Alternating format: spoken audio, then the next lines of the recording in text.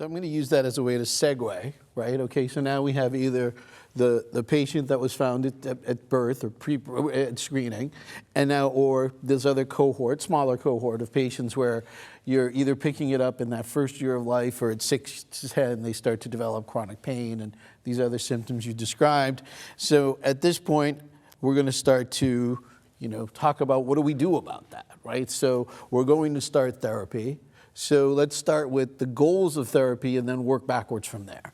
So what are you trying to accomplish as your primary goal? And then are there secondary goals?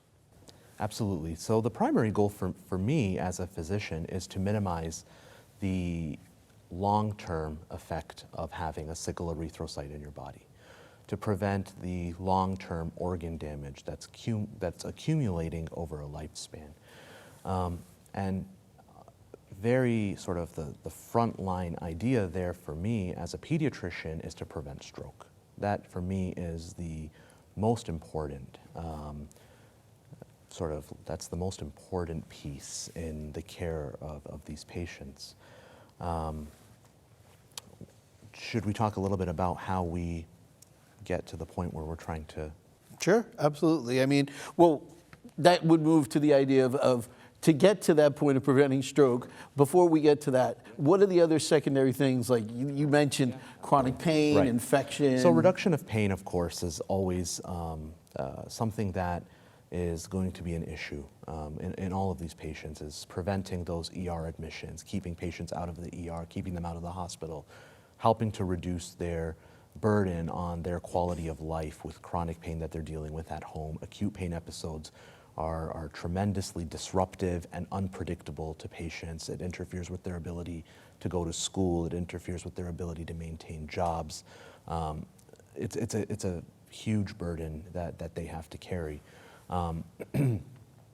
We, of course, also want to minimize the infectious risk that patients are at, and fever becomes a really big issue in the pediatric population where every child who has fever requires intravenous antibiotics and blood cultures to be monitored, which adds a tremendous amount of again, burden to the families.